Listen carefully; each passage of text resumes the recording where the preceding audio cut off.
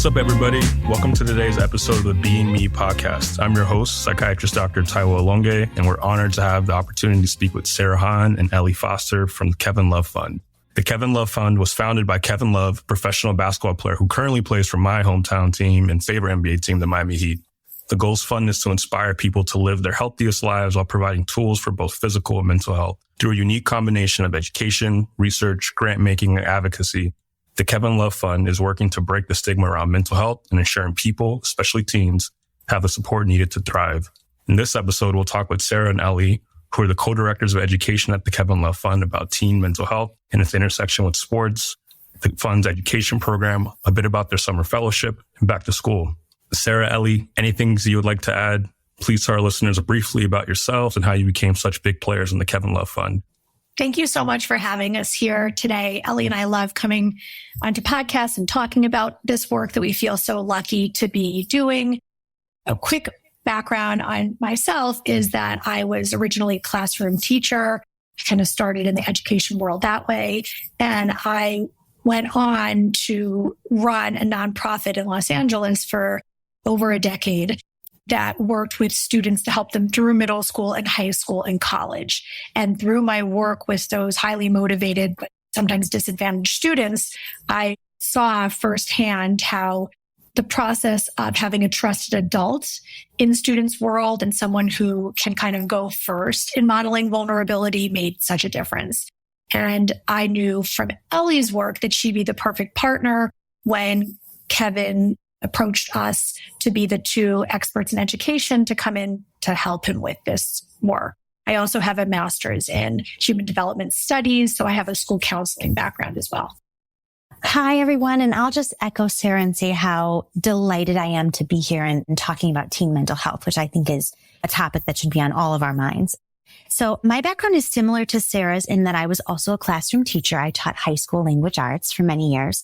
And I was seeing in my own classroom that there was just this need really for students to have an avenue to learn more about how to express their emotions, and especially around difficult life experiences that they had been through. By the time they got to high school, most students had been through something really hard and not been given the tools to navigate it. So I started doing this in kind of the way Sara just described. I was on the other side of the country doing a similar thing. I was modeling vulnerability by sharing my own writing with my students. And I was seeing that that was kind of opening the door to their emotions. And I thought, if I can prove this through research, then it could scale really big, what I was seeing in my own kind of micro environment. And so I went to get my PhD at the University of Colorado, and I joined this larger research team. And together we were working on this longitudinal study with hundreds of teachers and students, trying to figure out how we could help students to feel comfortable and safe bringing their emotions into school. And we found that educators modeling vulnerability in a thoughtful, intentional way was this pedagogy that really kind of swung the door open.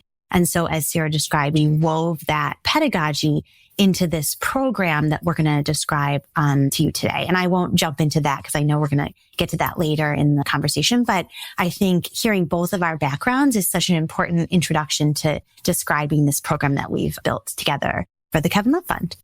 Wow, what impressive backgrounds, and especially considering that you both have a lot of work and experience in schools, I think it's going to really be such a rich conversation. We're really happy to have you both with us. So lots of goodies to discuss, but before diving into the fun, we'd like to take a moment in our BeMe podcast to have you talk a little bit about teenage Sara and Ellie. Did you have a nickname? Were you confident or shy? Did you participate in school activities, sports, debate? What were you guys like as teens? This is such a great question. I don't think I've ever been asked this ever, let alone in a podcast interview. I personally was pretty confident for whatever reason as a teen. My mom is also, I come from a long line of teachers, as I know Ellie does. And my mom was kind of like on the forefront of social emotional learning before it was even in the zeitgeist. And so I grew up knowing how to express my emotions and honor them. So I think that really helped me. I was not an athlete. I'd been brought on for my education experience, not my athletic prowess, but I was a pretty typical teenager. I cared about school. I cared about being social. I was respectful and good in terms of classroom behavior and making pretty wise decisions. So I think I got fairly lucky. I feel like teenagers nowadays have it a lot harder, to be honest. I grew up in the 80s and 90s where I feel like it was a little bit easier. That's so interesting, Sarah. We haven't been asked this question, and I love hearing your story. And I've met Sarah's mom before. And the moment I met Sarah's mom, I was like, oh, it makes so much sense. You meet someone who has a big heart, and then you meet their parent, and you're like, wow, the apple really doesn't fall far from the tree. So I love hearing your story, Sarah.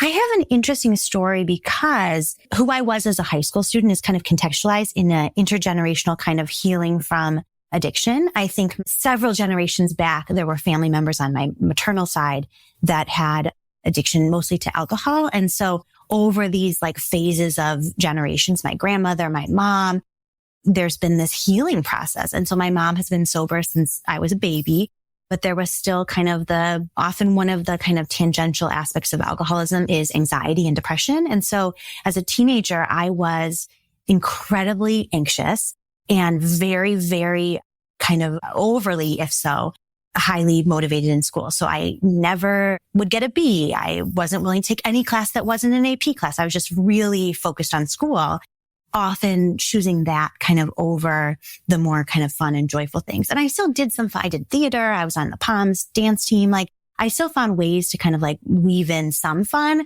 but school was really at the center. And it feels to me so healing that I'm able to create something that might help young people that are feeling that pressure and that anxiety from school that I wish I had when I was in high school. So my journey has been a journey of really healing anxiety, and it started in high school.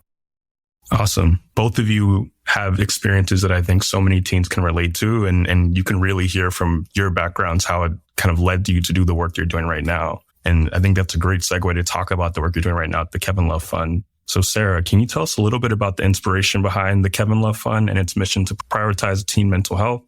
How does the fund aim to make positive impact on young people's lives? Yes, I love how you had us think about our experience as teenagers, reflect on that, and then ask this question. It makes it even more meaningful.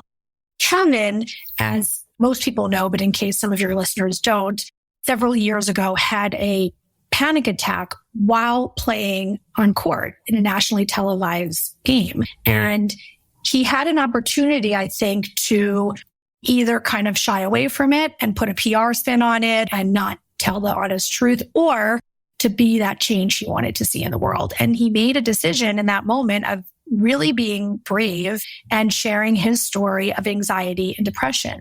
And he thought about this. And in the response that he got after he thoughtfully wrote this essay, so many people said, I thought I was alone. I didn't know other people were suffering in this way. I wish my child had read this before he had taken his life, or I have been depressed so many times as a student, and I'm glad to read this now. It really helps me. So we just got such an outpouring of support and kind of people saying, I thought I was alone, that he decided to put his energy and his resources into creating an environment that he wished he had had as a teenager. And that's what inspired him to start this fund. And he brought Ellie and I in as the experts in education. And he brought psychiatrists from Stanford and folks from the UCLA Department of Psychology. And we all kind of sat around the table and discussed what we thought should be in the drinking water in middle schools and high schools and colleges around the country and now around the world to help destigmatize these feelings of anxiety or depression or loneliness. Definitely. Just kind of thinking about how you started from the ground up from Kevin's experience. I mean, I think there's just so many awesome things to kind of think about what you guys have been able to do. And kind of related to that, as we mentioned, you're both the directors of education at the fund. And we know mental health education plays a crucial role in addressing the challenges teens face. Ellie, I was wondering if you could tell us about how the fund collaborates with schools and educational institutions to raise awareness about mental health, reduce stigma, provide valuable resources for teens like your social emotional learning curriculum. Sure. We love to talk about how we're partnering with schools and organizations to share our program. So as Sarah mentioned, we built this 14-lesson curriculum. It's an arts-based approach to expressing emotion. So students are making these creative projects, and they're also learning skills and tools that will help them with their mental health for the rest of their lives. And so this is kind of a dual focus of our program. And one of the real secrets to our success is that we customize this 14-lesson curriculum. We work with schools and organizations and nonprofits to customize the program to their context. So we built these lesson plans, but they're not scripts that a teacher has to read from. They're really like a menu with the creative project at the center, where the teachers can think about, how can I tailor and tweak this to my individual environment? So many of the schools that we partner with will bring our curriculum into health classes or into a language arts class, or sometimes they'll put it in an after-school program. We work with nonprofits that bring the curriculum into summer programming. We work with national nonprofits that share the program at each of their sites. We have partnerships with coaches and athletic directors. So you can probably hear in my voice that anyone who's working with youth and young people, when they reach out to us, they say, can we bring the curriculum into this unique context? And our answer is always yes. And we say, yes, we can. And then we sit with them over Zoom and we really tweak and tailor the program to their needs. One of our favorite ways to partner with schools, especially, is through these mental health days, where they maybe will have students step away from their coursework for the day and move through our lessons in kind of a more focused way. That's one way that we partner with schools. And the other thing that's really extraordinary about our curriculum is that we launched the curriculum in the last fall, and 30,000 students from across the country have already completed the curriculum. So there's this incredible need for this program that a lot of educators are seeing. And then the other reason why we're able to share it so widely is because it was so important to Kevin that the barriers to accessing high quality, evidence-based social emotional learning were taken down, that no student would be restricted from accessing this kind of program. And so he has underwritten, along with other generous donors, underwritten the curriculum. So nonprofits and schools don't pay anything for the curriculum. It's all free. And then this ongoing support that I described, where we meet with educators and tailor the curriculum to their context, that is also free. So the teachers and the educators get all of that for free so that everyone can access it. I know that I could say 100 more hours of information about the individual partnerships, and hopefully we'll get a chance to talk more about that. But I think this gives you a sense of kind of our flexibility. And you mentioned all the different partners you have, whether it's teachers, schools, different educational institutions, community organizations. And it's very much in line with the mission that we could find on the Kevin Love Fund's website and from what you all told us. And we know that it's not only about individual well-being, but also community support. And we're wondering a little bit specifically about how teens themselves might be able to get involved in spreading awareness about mental health, supporting their peers, and contributing to the fund's mission.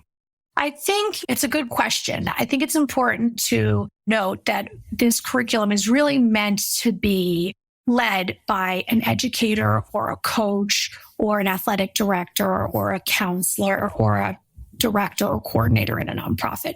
So it's really meant to be an environment where there is an adult, a trusted adult, that is kind of leading these discussions and creative activities that we've matched with our kind of psychology nuggets that we're teaching.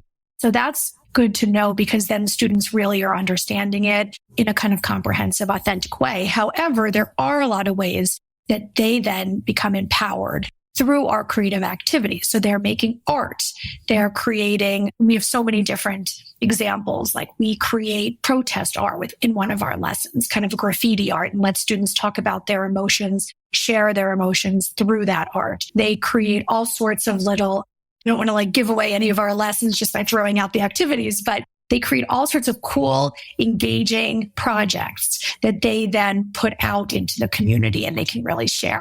Also, we help with mental health summits or mental health days at school. So we will, like Ellie said, for free, train the teachers and train student leaders to then have lesson that is delivered during their mental health days. We have a youth advisory council with teens all around the country that we do every single month throughout the school year. And then we have summer programs with high school students as well. So there's lots of ways we've had students contribute to our fund's mission, but we try to do it in kind of intentional, thoughtful ways. I'll have one more thing that I'll add. One of the things that's been really wonderful about our scaling is that it's organic. So meaning authentically grassroots. Like educators often come to us and say, I want to bring the program to my school. Sometimes it's administrators or school district members or community members come to us often.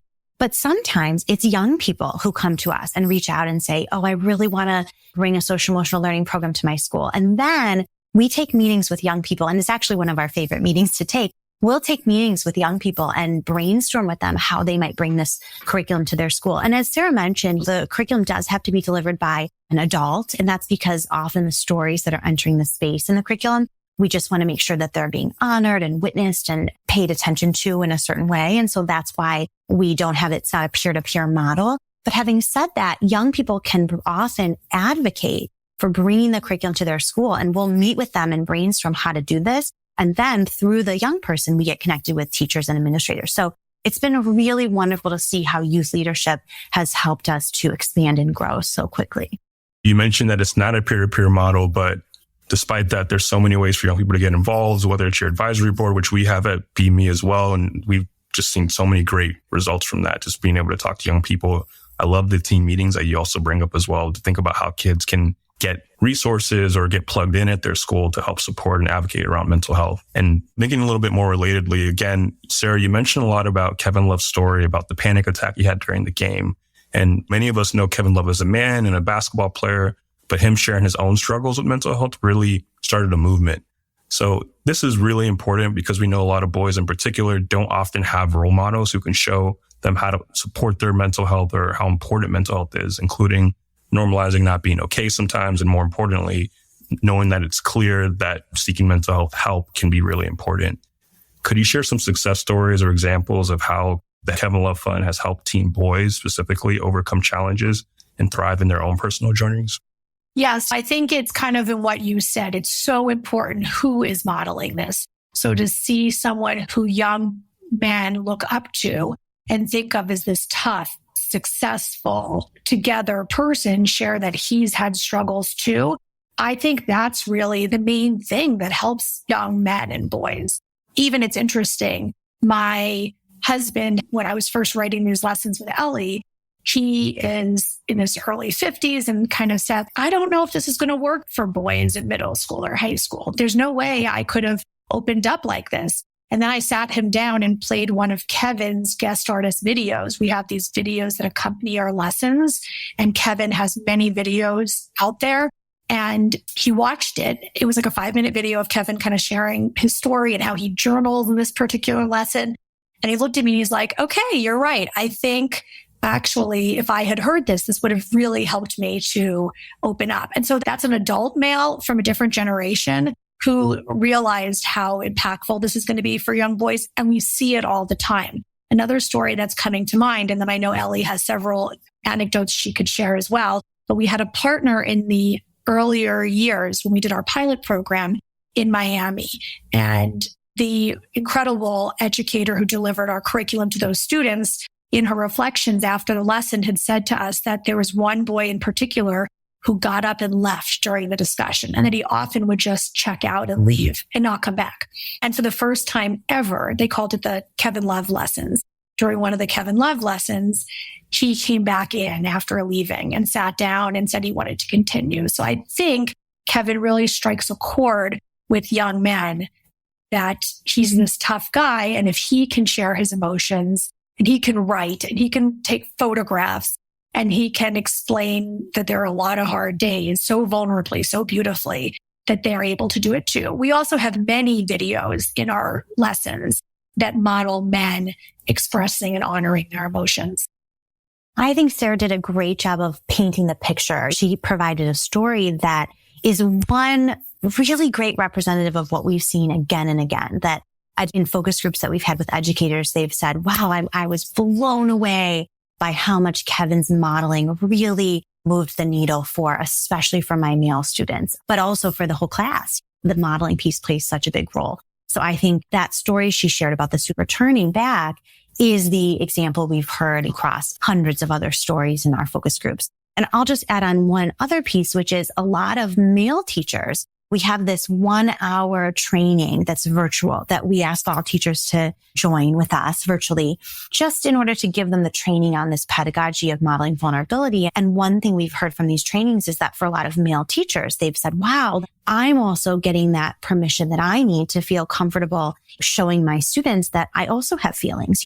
And most teachers have learned that we have to kind of like check our emotions at the door, like this is a place for thinking, but not feeling. And so to hear from some of these male teachers, you're starting to normalize and change what's allowed in school for me. And then I'm able to kind of pay it forward by modeling it for my students. So that's another thing we're kind of seeing, kind of this domino effect that Kevin kind of like put the first domino down, and then the teachers feel comfortable, and then the students feel comfortable. And it creates this really beautiful sense of kind of community, and then shifting those norms around gender. We also have a really great video where Kevin specifically speaks about kind of the role that gender plays, he thinks, in his own understanding of emotional expression. So it is an explicit kind of part of the conversation in the curriculum. And we've seen such huge, positive, wonderful changes in that area as we hear back from teachers and students who've done the curriculum.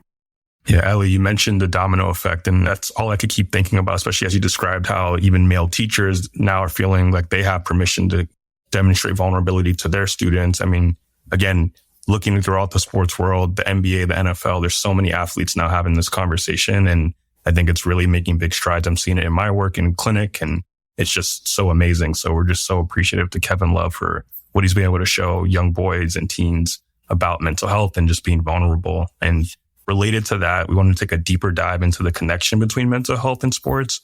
One of the initiatives of the Kevin Love Fund is to promote mental wellness through physical activity. How does engaging in sports or other physical activities positively impact mental health of teenagers? And how does the fund encourage this connection? It's interesting.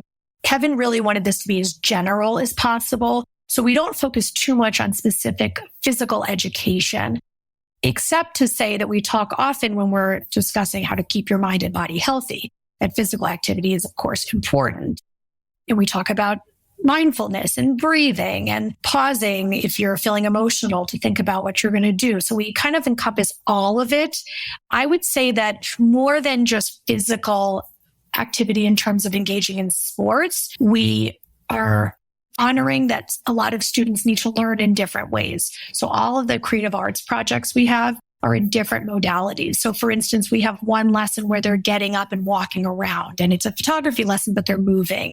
So we kind of incorporate all of it. I don't know if that's like a great answer to your question, but it was important to Kevin to not just talk about physical wellness, but mental wellness as well. And then I want to add on just this piece of like, we have this kind of message that is a through line in the curriculum of like self-awareness, come to know yourself. Everybody's different. So the tools that help me with my mental health are going to be different than the tools that help you with your mental health. So what we're really building in students is this ability to kind of check in with their bodies, be aware of how they're feeling, noticing it, being patient and allowing those feelings to arise. And then building their own, we have a lesson called Mental Health Toolkit where we help them like reflect on what's your individual mental health toolkit. And we have these video clips where our guest artists describe their toolkit. And so for most people, it includes a combination of factors, and certainly that physical activity, and then also the team sports. A lot of the students that do our curriculum are part of being on a team and kind of how that positively impacts their mental health. They get the chance to reflect on themselves and how that plays a role in their mental health. I think what you both are saying with respect to not specifically having a program around sports, but understanding that a lot of lessons and tools that you give students can apply to really all the different areas of their life, including sports. I think that really does cover it. And the Kevin Love Fund emphasizes the importance of fostering healthy relationships and open communication. I think related to that, how can parents, coaches, peers contribute to creating a supportive environment for teens to openly discuss their mental health struggles? I think that what's so important is to understand the different coping mechanisms. So what we do in our curriculum is we have the first half of it is kind of focused on honoring and expressing your emotions. And then the second half, we start to hone in on specific tools and coping mechanisms to really help and support our team. The coaches and the teachers and the peers are all kind of part of what's baked into our curriculum. So that kind of naturally comes. And with parent support, we've found that there's been a trickle effect, which has been really nice, or a ripple effect is probably a better way to say it, because it's not trickling down, it's rippling out. And we've gotten a lot of feedback from parents that their child has really enjoyed these activities. And because we have these engaging expert and also guest artist videos, not just Kevin, but Chris Paul does a video. Lin-Manuel Miranda is in one of our videos, Bryan Cranston, and also young people and teenagers. And so we feel that parents have told us that their children really connect to these different videos because it's not just one person speaking at them. It's hearing many different stories and the sharing of stories and the structure of modeling vulnerability and the trusted adult opening up first and then giving a structure and safe space for students to do the same. So we've found that that's been the most supportive environment we can give to teens. And then in getting more confident, they're able to, we talk about reach out to a trusted adult. Oftentimes that will include at least one member of their family who they then become a little more comfortable reaching out to. And the parents really seem to appreciate this. I'll add just one more piece, which is, I don't know if anyone listening to this can relate to this, but I was the kind of person who, for a long time, if someone shared something difficult with me, I always wanted to make them feel better quickly. If my husband says oh, I had a bad meeting or I'm feeling frustrated, he rarely says that. But if he says I had a bad day or something, I always want to say to him, I really feel like maybe what you need is you didn't have a very good lunch. Maybe you need some protein. Or I'm always giving him suggestions, which is not the way you should respond to someone else's difficult day. But I have learned from when I did my PhD research and then also from working with these hundreds of teachers and students, I've learned, and one thing we've baked into our training, that most people, what they want is just an empathetic space, a listener, someone who just holds that story with them alongside them. And we often think that we have to have a perfect answer to make them feel better. But actually what makes people feel like they're being supported is just someone who listens to them and kind of holds that space for them. So one piece of our training is that we talk about that idea of how do you respond to other people's difficult stories. And I think that's one reason why we always have such extraordinary findings around our curriculum's impact on feelings of belonging in the classroom. 85% of students in our pilot year said, I feel an increased sense of belonging in my classroom. And we know from the data that many of the students feel like that ability to have their vulnerable story be witnessed and heard and empathized with is the thing that helps us to feel like we belong, because we often feel like we have to hide that vulnerable story under, in our closet or something. But the ability to have someone hear your hard story, not try to fix it or change it or make you feel different, but just be with you is the thing that makes us feel like we belong. We're oh, even my shameful thing is allowed here. I'm not a person that needs to hide away. So that's a piece that I think has contributed a lot to that feeling of connection and feeling supported. Yeah, so much of what you both talk about are creating supportive and vulnerable environments, and doing that work alone does a lot for creating an environment that supports a young person's mental health. And I think the biggest environment that a lot of young people are finding themselves entering now is school. And I think we'd be remiss to not talk a little bit about back to school. And we talked a little bit about that before we got on the mic, about how much programming and training is going on your side. But obviously back to school is a really challenging time for educators, families, and especially our teens. Does the Kevin Love Fund and its educational programs have any guidance or support resources specifically for back to school, or even resources specific to this school year? Some students might already be in school, so back to school might not apply to them by the time this comes out. So we'd love to hear thoughts. One of the kind of corollary findings is that when students have that connection with their teacher, it's not just a feeling of oh, I feel when we're doing the Kevin Love Fund curriculum, I'm connected to my teacher. That relationship leaves the classroom and it follows them for beyond just that year. We heard from our pilot year that the teacher that taught the Kevin Love Fund curriculum was often the teacher that the student felt like they could continue to return to over and over again, and that they felt more connected to that teacher when they were doing the academic subject. So this idea that social emotional learning or creating a community that feels safe and connected, that those things are separate from the content of the curriculum, it's just not true. They're interwoven in those classrooms where they feel connected to the teacher. They also feel more motivated to want to do well in that class, or they feel more comfortable reaching out to that teacher if they have a question about the core curriculum that they're learning. So I think we at the Kevin Love Fund want to kind of help to change that paradigm about what school can be, and to recognize that they're learning these core content areas. Of course, that information, those main subjects, academic subjects, are important. And one way to get there is to also honor and include curriculum and content that support students with their mental health, with their emotional health. And so it's really interwoven together, that schools that bring this social emotional learning into the classroom are also going to see students engaging in that core content even better. And it's all free. So I just want to sing it from the rooftops. Any teacher that is hearing this and thinking, or a parent is thinking, wow, I want this for my kid, I hope they will reach out to us at kevinlovefund.org. And we set up meetings where we share more about the curriculum, and then we schedule trainings. It's a very easy process to kind of getting onboarded. We hope that everyone will just reach out to us, and we'd love to meet them and share the program with their students. Parents, teachers, if you're listening, I hope you're listening to all the good things that Sara and Ellie are talking about with the Kevin Love Fund. It's free. They do amazing work. And this has just been a really informative conversation. But before we go, I'd like to ask you what advice you might want to leave teen listeners with today. My message to teens would be, if you're feeling an emotion that feels uncomfortable, fear or sadness or any of the spectrum of emotions, and some of them are uncomfortable, I would say to you, you are not broken. There's nothing wrong with you. It's not that you need to fix that emotion. There's nothing wrong with you if you're feeling something that doesn't feel good to you.